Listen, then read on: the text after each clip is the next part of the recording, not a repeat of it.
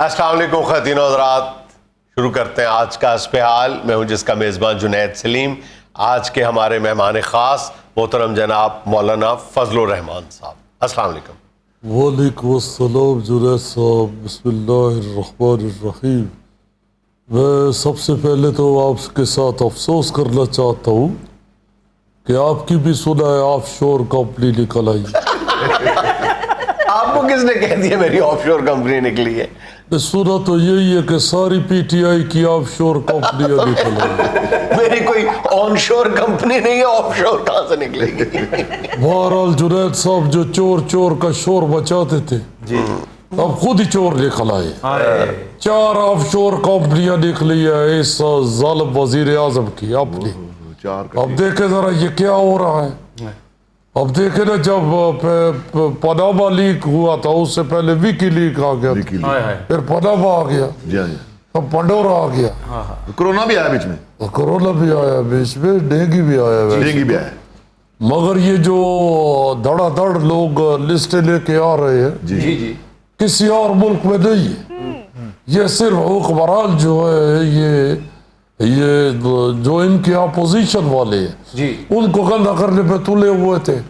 अल्लाह ताला ने इनको अपनी डाल दी। अब इनकी अपनी ऑफशोर कंपनियां निकलनी शुरू हो गई। मतलब वो जो वजीर आजम की ऑफशोर कंपनियों वाला ड्रामा था उसमें से तो 20 मिनट बाद ही बाहर निकल गई थी। वो तो एड्रेस जो है वो ज़मान पार्क, 2 ज़मान पार्क, वो किसी और बंदे का था। अच्छा चले, फिर मेरी दुआ है कि अल्लाह करे कि आपकी ऑफशोर निकल आए।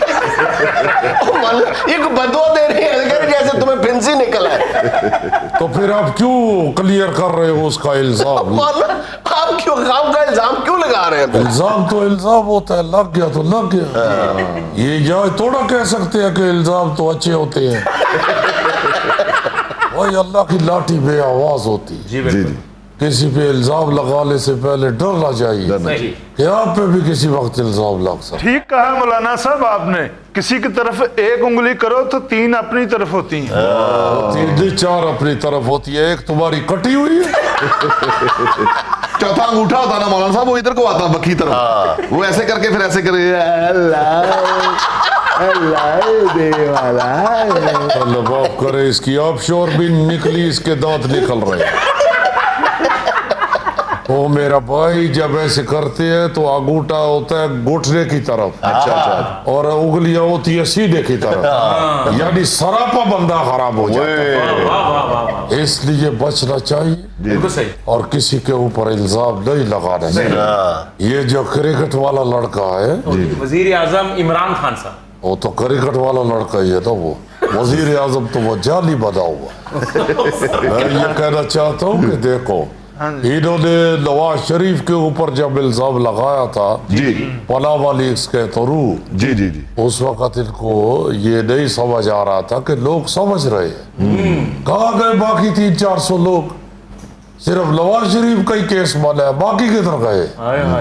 भाई ये लगाया ही आपने, निकाला पनामा लीग वाला ड्रामा ही आपने नवाज शरीफ के लिए रचाया था। अच्छा, आप देखो ना, ये बिल्कुल वही हिसाब है जब एक दफा एक लूमड़ आया जंगल में। हाँ, खुद कुछ जैकेट पहन के आ गया। जी, लूमड़ आ गया जंगल में, तो कहता है भाई आपके पास 3 मिनट है, फौरी तौर पे यहाँ से भाग जाओ वरना मेरा जिम्मा दोष पोष। तो कछुए ने सर बाहर निकाला और कहा कि सीधी तरह कहो कि मुझे मारने आए। 3 मिनट में मैंने कहा कोई बोला। तो ये जो पनामा लीक्स वाला ड्रामा था, ये सिर्फ नवाज शरीफ के लिए रचाया। अब देखो ना, ये पेडोरा बॉक्स में जी एक हमारे केपीके की फैमिली है, पीटीआई की, उसकी 34 ऑफशोर कंपनियां निकल। इतने तो मुर्गे की अंडे में से चूजे नहीं निकलते जितनी उसकी ऑफशोर निकला। अब देखो ना, इन्होंने क्या एक्शन लिया उसके खिलाफ। इनका वो जो लड़का है जिसको इन्होंने खजाने की चाबियां दी हुई है, शौकत तरीन, जी, उसकी ऑफशोर कंपनी निकल आई। इनको चाहिए था कि फौरी तौर पे उसको कहते चाबियां इधर पकड़ाओ और चलो 9-11 हो जाए। वो तो हिसाब किताब जानता है, 9-11 वो समझता भी होगा। तो कहने का मतलब ये है कि इस हवाब के अंदर किसी के पास भी लंगोट नहीं है। मौलाना मुहावरा ये है कि हमाम में सब नंगे हैं। ला हौला वला कुव्वता इल्ला बिल्लाह। मुहावरा तो यही है। ये लफ्ज़ सब नहीं तो कह सकते नंगे नंगे वाला। बात तो वही है कि किसी के पास लंगोट नहीं है। वो पंजाबी का भी एक मुहावरा ना, ये एक को मुड़ कवाद दा तो एक गला भी नहीं स्वाद दा। मौलाना साहब ये काफी देर से कुछ कहना चाह रहा है, इसे बोला नहीं जा रहा। तो आप उसकी मदद कर दो, उसकी कमर दबा दो। मौलाना इसकी कमर ऐसे नहीं दबती, ऐसे दबती ऐसे। यार उसकी कमर दबानी है या सिरी पाए का शोरबा चेक कर रहे हैं? मौलाना साहब मैं आपसे ये पूछना चाह रहा था कि आगे कोई मेला शेला सज रहा है या नहीं? आपने उधर क्या कर लिया, उड़ के पैसा पकड़ लिया? वो मदारी की चिड़ी, ये मेला शेला नहीं कहते उसको। हम मेले शेले करने वाले लोग नहीं, हमारा ताल्लुक सियासत से है और अल्लाह ताला के फजल करम से एक सियासी पार्टी से है। मौलाना साहब मेरे कहने का मतलब ये है कि वो रैलियां, लॉन्ग मार्च, आपका खिताब, ये हुस्न है ना। तो उसमें मेला उसको कह रहे हो? जी जी। तुमको शर्म नहीं आता? तुम क्या उधर वो काने वाला सांप बेचता है मेले के ऊपर, या धागे वाली मछली बेचते हो?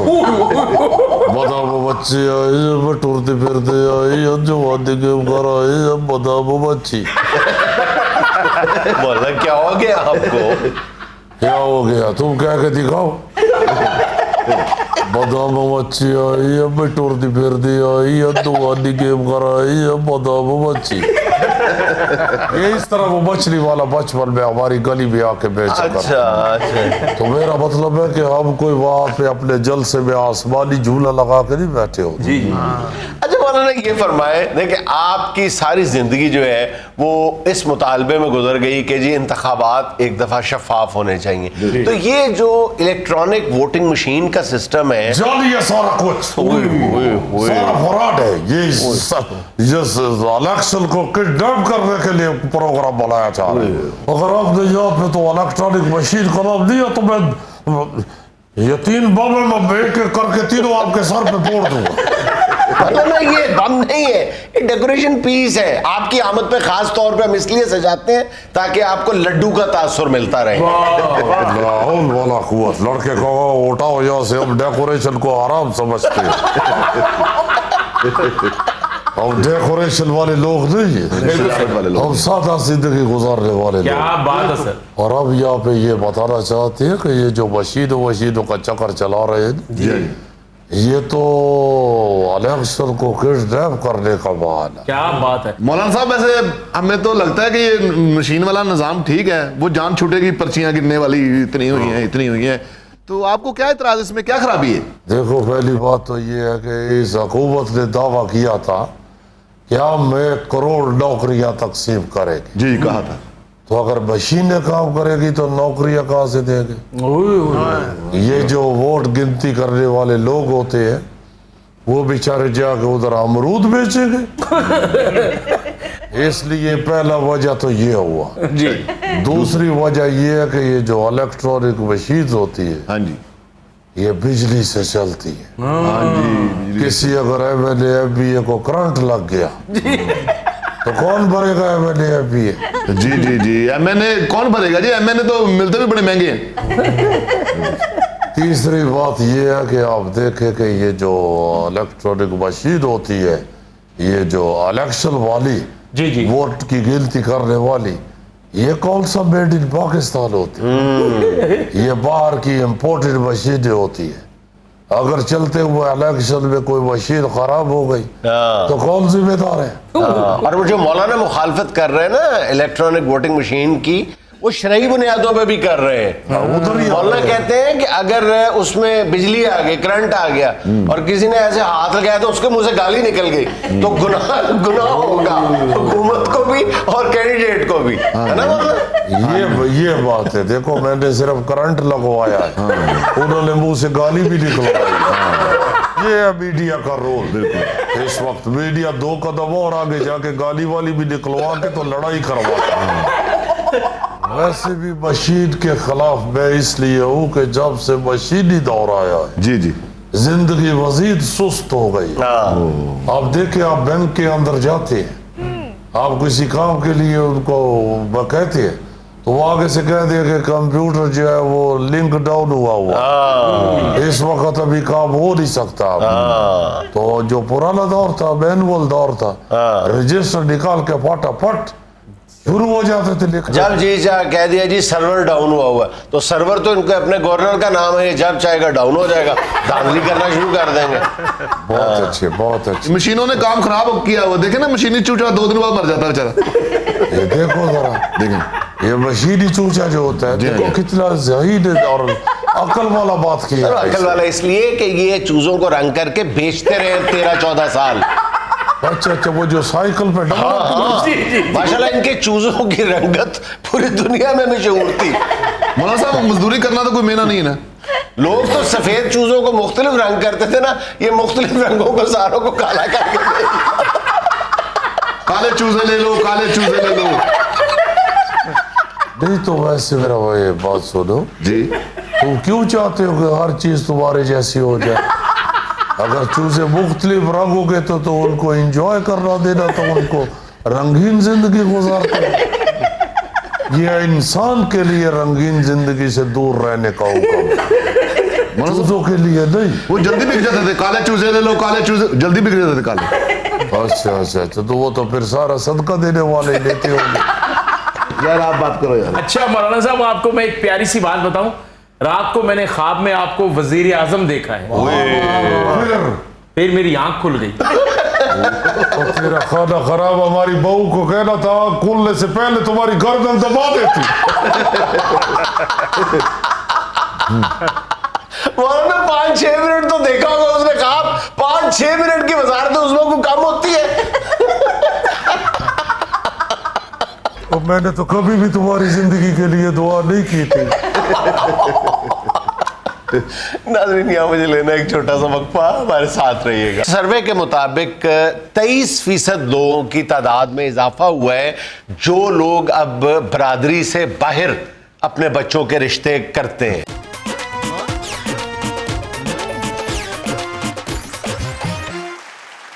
अच्छा भाईजान, हम अक्सर अपने शो में इस बात पे जोर देते हैं कि बच्चों के रिश्ते नाते करते हुए हमें जो एक मखसूस बैरियर्स हैं हमारे जहन में, ज़ात, बरादरी, सूबे और मजहबी जो फ़िरकावारियत है, इनको तोड़ना चाहिए।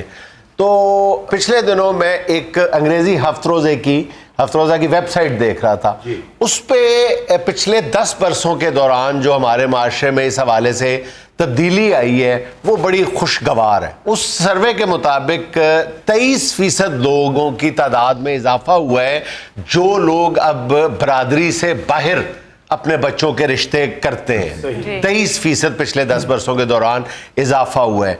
13% उन लोगों की तादाद में इजाफा हुआ है जो दूसरी जबान बोलने वालों के साथ रिश्ते नाते बना रहे हैं। माइंड चेंज हुआ, हाँ, तब्दीली वाक़ हो रही है। अच्छा, सबसे बड़ी जो खुशगवार हैरत मुझे हुई है वो है कि 10 बरसों में 32% लोगों की तादाद में इजाफा हुआ है जो मजहबी जो हमारा स्कूल ऑफ थॉट है, जो अपना उनका मकतब फ़िक्र है, उससे हट के दूसरे ख़ानदानों में वो अपने बच्चे या बच्ची के रिश्ते कर रहे हैं। जी जी जी, इस तरह रिश्ते करने से मेरा अपना ख्याल ये है कि बरादरीज़म और ये तफरका जो है ना जी, ये भी खत्म हो जाएगा। ये एहसास पैदा होगा बच्चों में और हमारी अगली नस्ल में कि भाई असल मतलब तो है अल्लाह पाक की ज़ात को मानना, रसूल पाक सल्लल्लाहु अलैहि वसल्लम की पैरवी करना।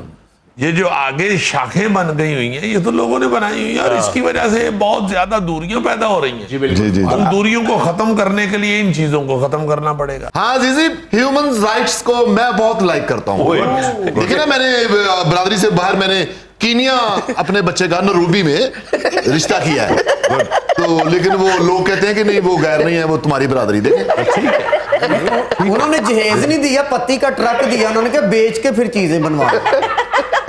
Good good. पत्ती पत्ती कर गई मुझे इसकी बात।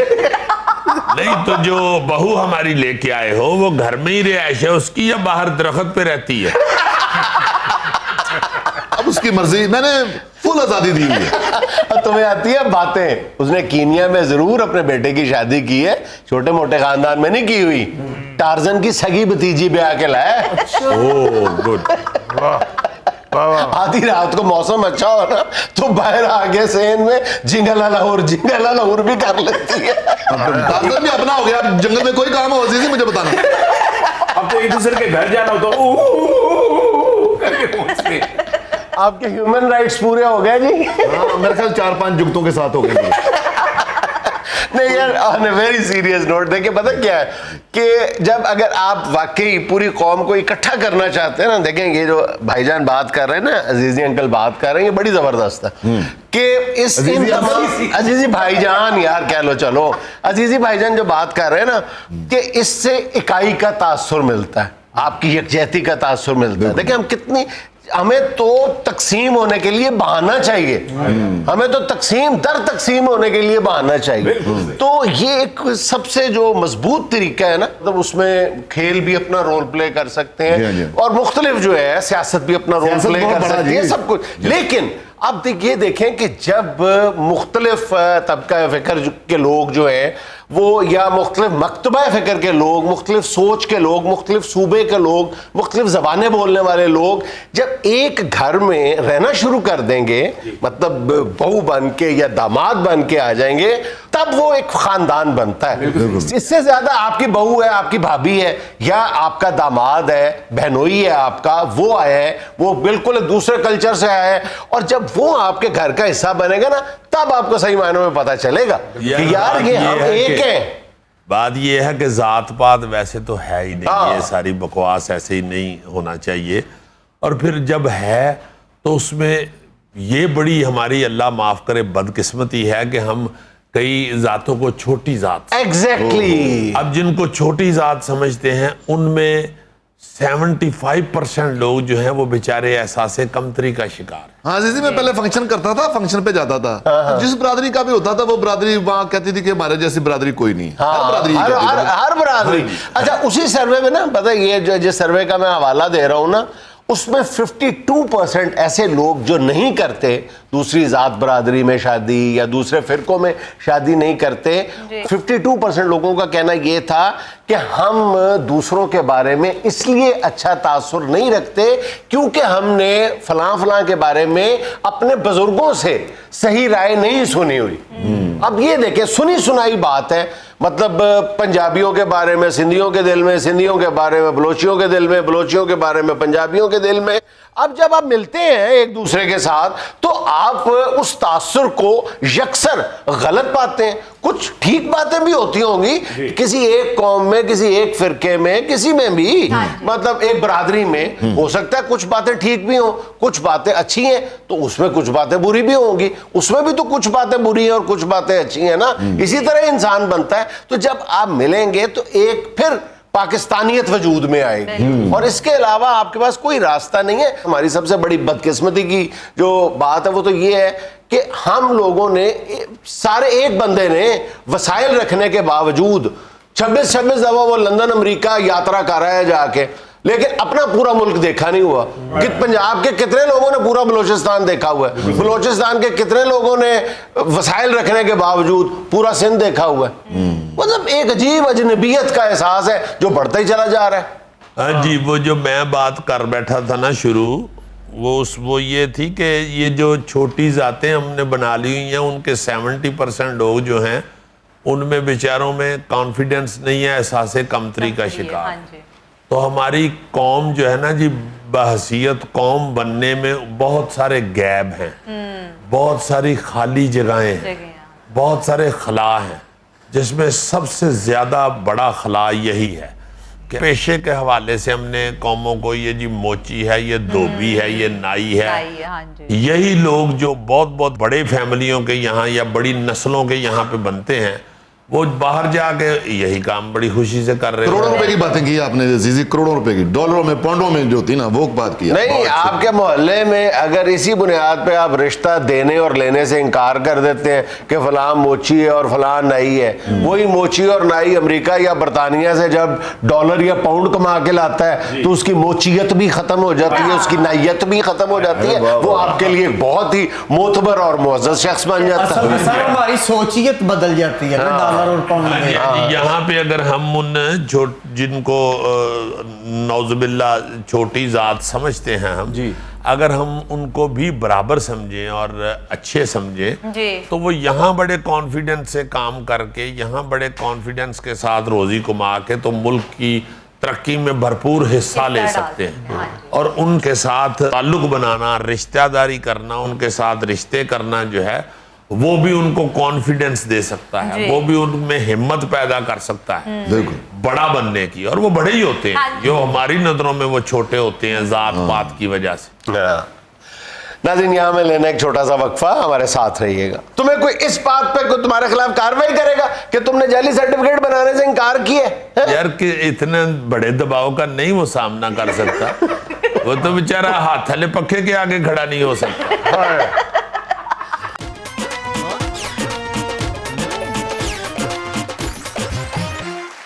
नाज़रीन, दुनिया भर के मुख्तलिफ मुल्कों की तरह पाकिस्तान में भी जाली कोरोना वैक्सीन सर्टिफिकेट की तैयारी एक मसला बनी हुई है।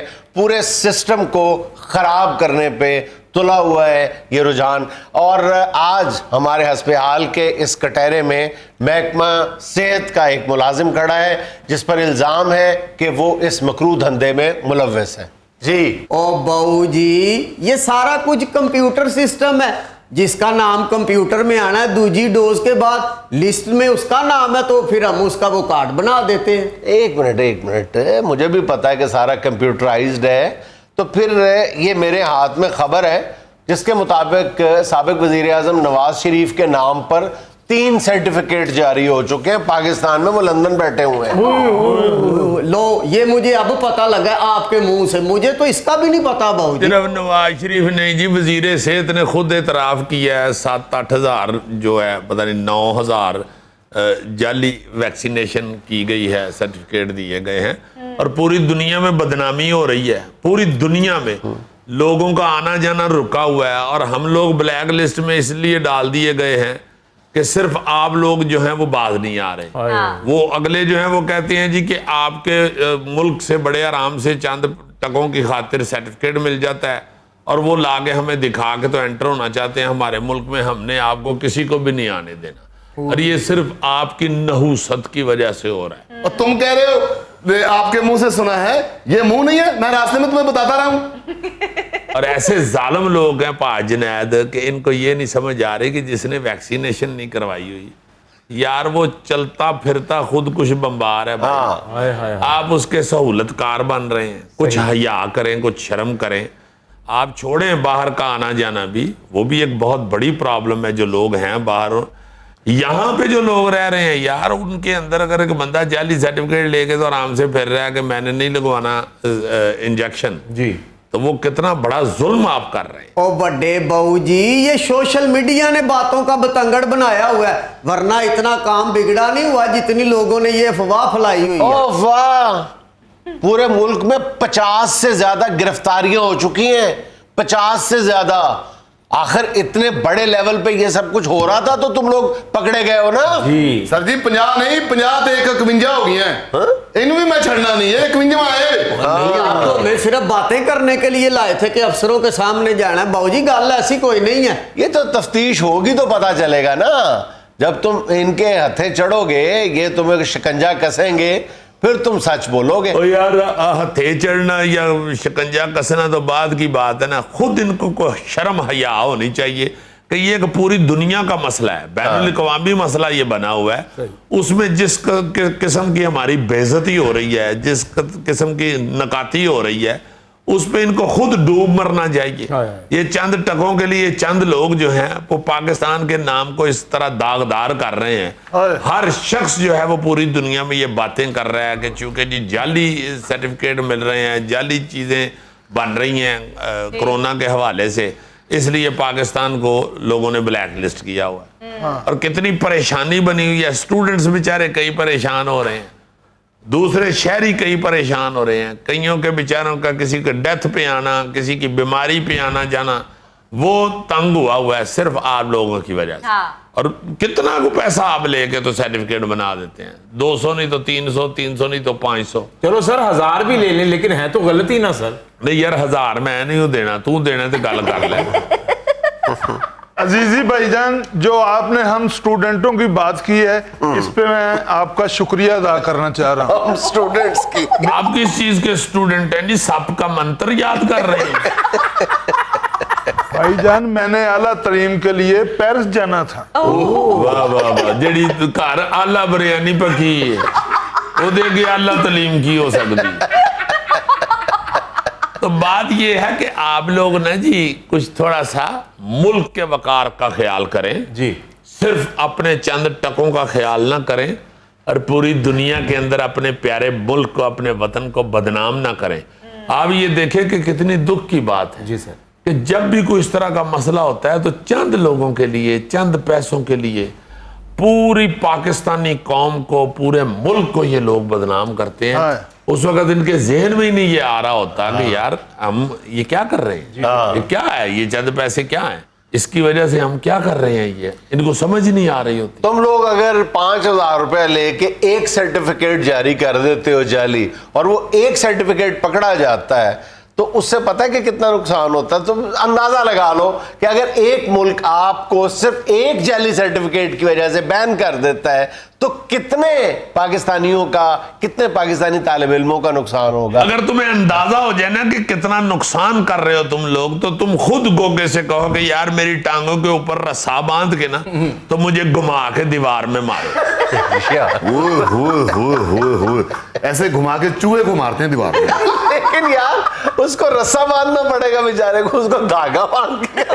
और बाबूजी ये रस्से धागे को छोड़े, ये जो अवाम है ना, अवाम हमें इस पासे लगाती है, क्यों? उनका कसूर है। अवाम का क्या कसूर है? बाबूजी बीच में से पौने बंदे तो ऐसे हैं जो दूसरी डोज या पहली लगवाने से ही डरते हैं। वो आके कहते हैं, मिन्नतें तरले इतने करते हैं बाबूजी, फिर हम भी अहले दिल हैं, दिल रखते हैं। क्या फजूल बात है, तुम दिल रखते हो तो जाली सर्टिफिकेट दे देते हो। वो सारा- और सीधी बात करो, पैसों के लिए करते हो तुम। और नहीं बाबूजी, वो आके कहते हैं कि देखो साडा ताया नहीं लवा सकता, साडा चाचा नहीं लवा सकता, फुफ्फो के हालात तो देखे। तो ना सर्टिफिकेट दो जो नहीं लगवा सकता। गाल तो आपकी ठीक है। खुदा का खौफ करो यार, तुम लोगों की सेहत के साथ कौम के मुस्तकबिल से खेल रहे हो। और अपनी इसकी सेहत का ये आलम है कि इसको अगर चुटकी भरे ना तो लगता है कपड़ा चेक कर रहे हैं।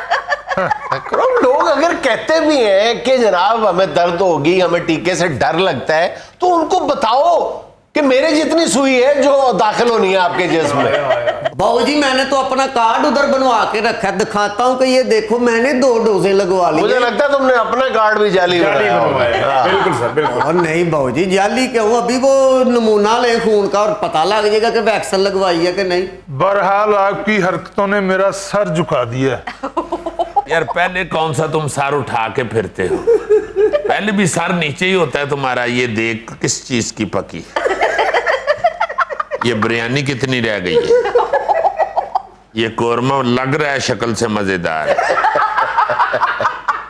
और रहता कौन पी गया। पहले कौन सा तुम सर उठा के देखते हो कि चांद किस तरफ से निकल रहा है। बात वैक्सीनेशन की हो रही है, जाली सर्टिफिकेट की हो रही है, वो वखर ही हमें अपनी इज्जत का मसला बना दिया। वाह पहलवान जी, मुझे बेगुनाह को इस कटहरे में खड़ा करके आप इल्जाम पे इल्जाम लगाए जाओ। और सही कह रहा है वो, सिर्फ तुमने उसकी गर्दन नहीं झुकाई, मेरी भी गर्दन झुका दी है। बस तुमने वो चीज झुका दी है जिसका दुनिया में वजूद ही नहीं है। नहीं यार सच्ची बात कर रहा है, गर्दन भी उसकी झुक जाए तो बाकी बचता क्या है। लेकिन बाबूजी मैं आपको अपनी सच्ची बात बताऊं, बाज दफा हमें फोन पे प्रेशर ही इतने बड़े लोगों की तरफ से आता है कि हमें माननी पड़ती है बाबूजी। खुदा का नाम लो, दबाव का सामना करना सीखो। तुम्हें कोई इस बात पे कोई तुम्हारे खिलाफ कार्रवाई करेगा कि तुमने जाली सर्टिफिकेट बनाने से इनकार किया है? यार कि इतने बड़े दबाव का नहीं वो सामना कर सकता, वो तो बेचारा हाथ हले पक्के के आगे खड़ा नहीं हो सकता। नाज़रीन यहाँ में लेना एक छोटा सा वक्फा, हमारे साथ रहिएगा। फिल्म इंडस्ट्री के जिस स्टार की हम बात करना चाह रहे हैं जी, वो भी सूरज जैसी हैसियत रखते हैं अच्छा जी। परफॉर्मिंग आर्ट में। अच्छा जी। आगा तालिब साहब। क्या बात।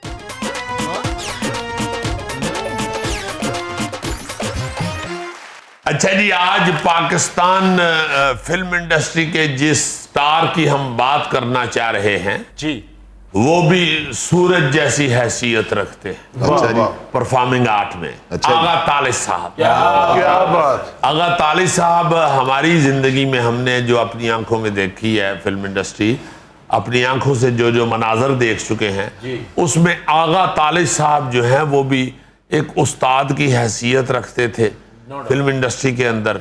मैंने बड़े बड़े आर्टिस्टों को, बड़े बड़े जो पॉपुलर हीरोज थे जो अपने दौर के अरूज पे थे, उनको मैंने आगा साहब से इजाज़त लेते हुए और आगा साहब की शफकत वसूल करते हुए और आगा साहब से थापड़ा लेते हुए देखा है। वाह जी। जिनमें नदीम बेग साहब, जिनमें सुल्तान राही साहब वाह जी। और ऐसे बहुत से फनकार थे जो अल्लाह ताला उनको जिंदगी दे। बेग साहब को फिल्म इंडस्ट्री में जब ये लोग होते थे तो ये आगा साहब को बाकायदा उस्ताद का दर्जा देते जी, और इंतहाई एहतराम पाया जाता था आगा तालिब साहब का फिल्म इंडस्ट्री के अंदर।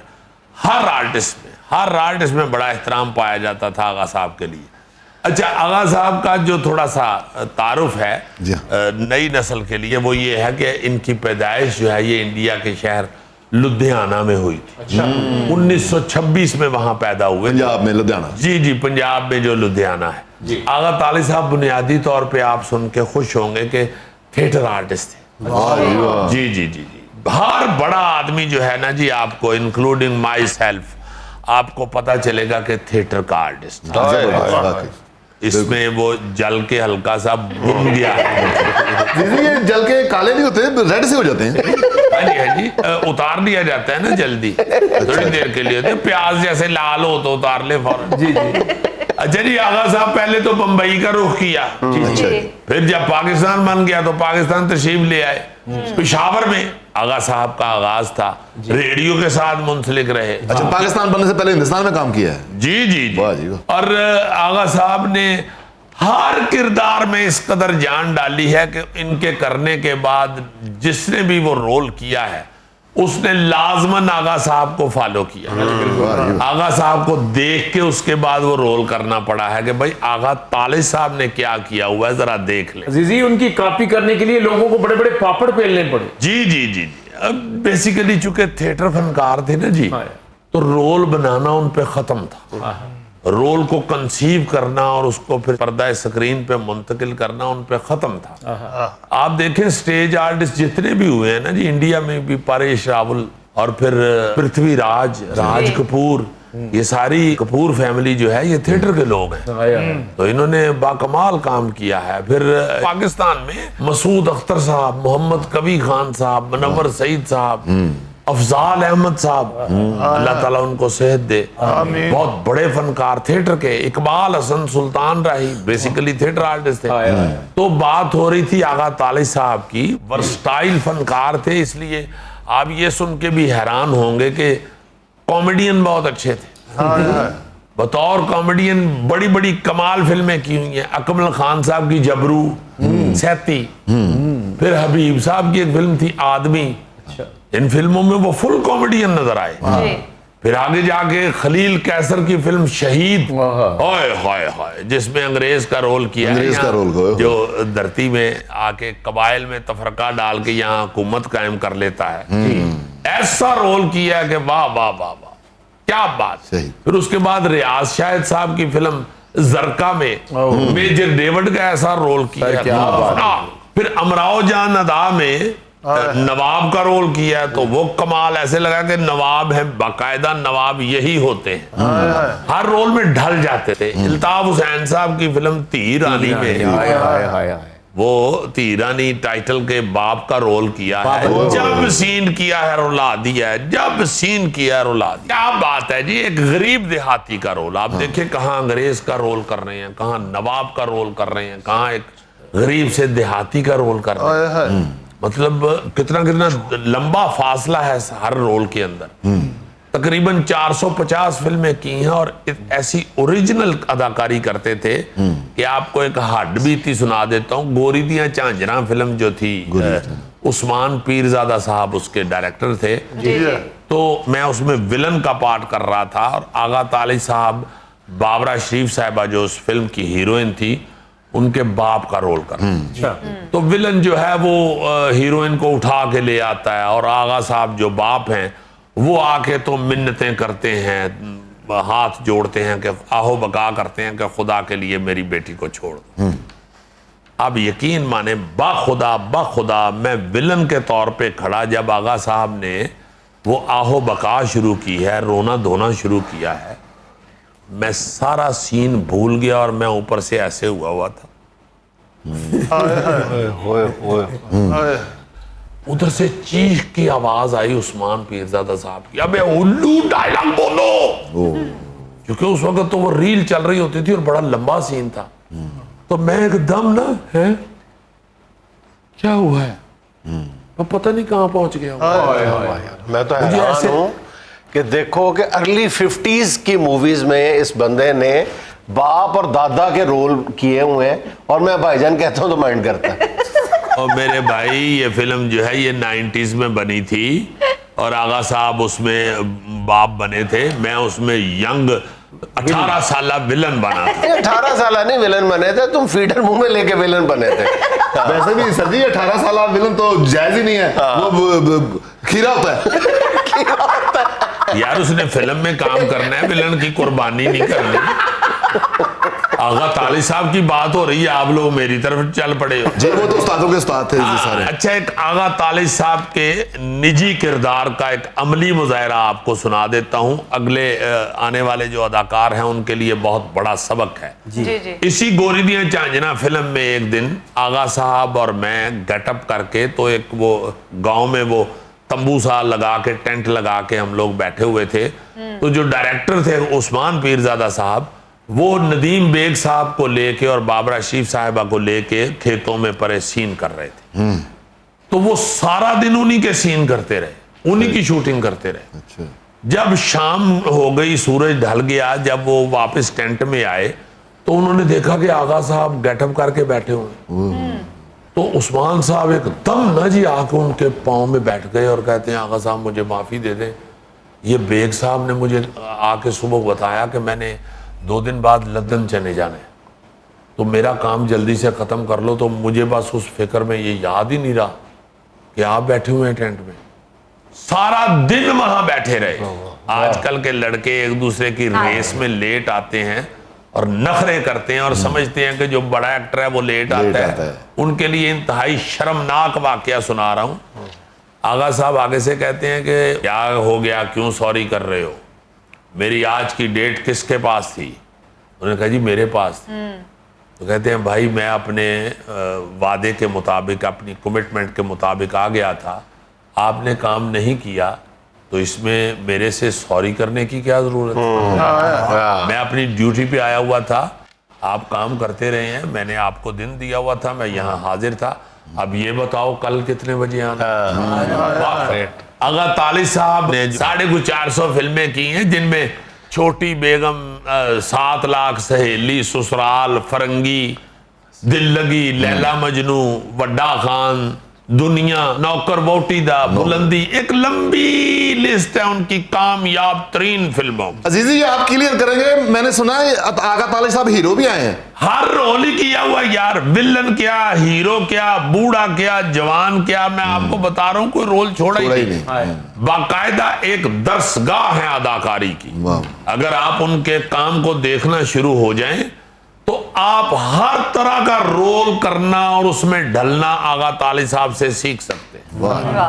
अच्छा, अब यंगस्टर्स को ये भी बता दें कि आजकल उनके बेटे एहसन ताली टेलीविजन के सुपर हिट डायरेक्टर हैं। माशाल्लाह, बहुत बड़े डायरेक्टर माने जाते हैं पाकिस्तान टेलीविजन इंडस्ट्री के। एज डायरेक्टर, एज प्रोड्यूसर उन्होंने बहुत सा काम किया है। उनके क्रेडिट पे बहुत बहुत बड़े ड्रामे हैं, जिनमें दीवाना, अलफ अल्लाह और इंसान, दलदल, गुमराह, सुनो चंदा, ताबीर, छोटी छोटी बातें, प्यार कहानी, ये दिल मेरा, बहुत से ड्रामे। फिर तीसरी नस्ल भी अब आगा साहब की इस फील्ड में आई है। अच्छा जी। उनके पोते यानी एहसन तालिश साहब के बेटे रजा तालिश, वो भी टेलीविजन ड्रामों में बड़ा अच्छा काम कर रहे हैं। उनके ड्रामों में ताबीर, धूप की दीवार, दिल दुखता है, बड़े बड़े अच्छे ड्रामे उन्होंने भी किए हैं। बड़ा खूबसूरत आगाज हुआ है उनका भी। अल्लाह ताला उनको भी उनके बाप की तरह और उनके दादे की तरह बेशुमार कामयाबियां और बेपना इज्जत अता फरमाए। और अल्लाह पाक आगा तालिश साहब को जन्नतुल फिरदौस में बड़ा आला मुकाम अता फरमाए। आमीन। नाज़रीन, ये था आज का अस्पहाल। और चलते चलते आज की छोटी सी बात ये कि नसीहत वो सच जो हम कभी गौर से नहीं सुनते, खुशामद वो झूठ जो हम हमेशा गौर से सुनते हैं। खुश रहें, खुश रखें। आपसे मुलाकात होगी इंशाल्लाह कल। अल्लाह हाफिज।